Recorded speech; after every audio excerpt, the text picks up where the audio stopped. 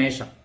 மேஷராசிக்காரர்களுக்கு சந்திரன் 3, 4, 5 அப்படிங்கிற ஒரு அற்புதமான இடத்துல இருக்கக்கூடிய ஒரு நல்ல வாரமாகவே இந்த வாரம் அமையுதுங்க. பெரிய கஷ்ட நஷ்டங்கள் எதுவும் இருக்காதுங்க.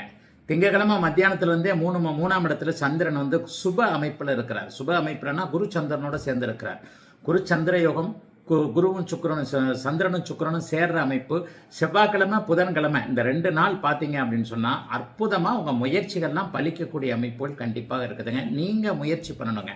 அவங்கவுங்களுடைய பிறந்த ஜாதக அமைப்பிற்கேற்றார் போல 3ஆம் இடம், 4ஆம் இடம், 5ஆம் இடத்துல சந்திரன் வலிமையாக இருப்பது நல்ல ஒரு அமைப்பு.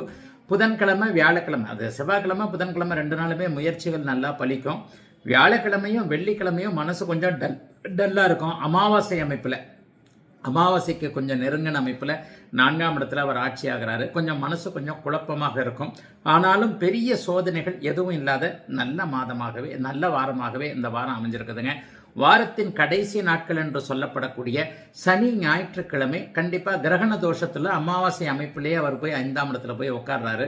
அப்போ பிள்ளைங்களை பற்றின கொஞ்சம் குழப்பமான விஷயங்கள் இருக்கும். இதை தவிர்த்து பெரிய அளவில் சோதனைகள் எதுவும் இருக்காதுங்க. வருமானம் ஓரளவிற்கு நன்றாகவே இருக்கக்கூடிய தன்மை. வேலை தொழில் அமைப்புகளில் இதுவரைக்கும் இருக்கக்கூடிய போட்டிகள், எதிர்ப்புகள் விலகக்கூடிய ஒரு அமைப்பு. கலைத்துறை போன்ற இடங்களில் வாய்ப்புகள் கேட்டுக்கிட்டு இருக்கிறவங்க, மீடியாவில் ஃபேமஸ் ஆகணும்னு நினைக்கிறவங்க, யூடியூப் போட்டு சம்பாதிக்கணும், ஃபேஸ்புக்கில் ஃபேமஸ் ஆகணும், இன்ஸ்டாகிராமில் அப்படி ஆகணும், இப்படி ஆகணும், யூடியூப்பில் சம்பாதிக்கணுன்ற எண்ணங்கள் இருக்கக்கூடியவர்கள் எல்லோருக்குமே செவ்வாய்க்கிழமையும் புதன்கிழமையும் மிகப்பெரிய நல்ல முன்னேற்றங்கள், மாற்றங்கள் நடக்கக்கூடிய அமைப்பு இருப்பதால் மேஷராசிக்காரர்களுக்கு பெரிய கஷ்டங்கள் எதுவும் இல்லாத ஒரு நல்ல வாரமாகவே இந்த வாரம் அமைஞ்சிருக்குதுங்க. கஷ்ட நஷ்டம் எதுவும் இருக்காதுங்க.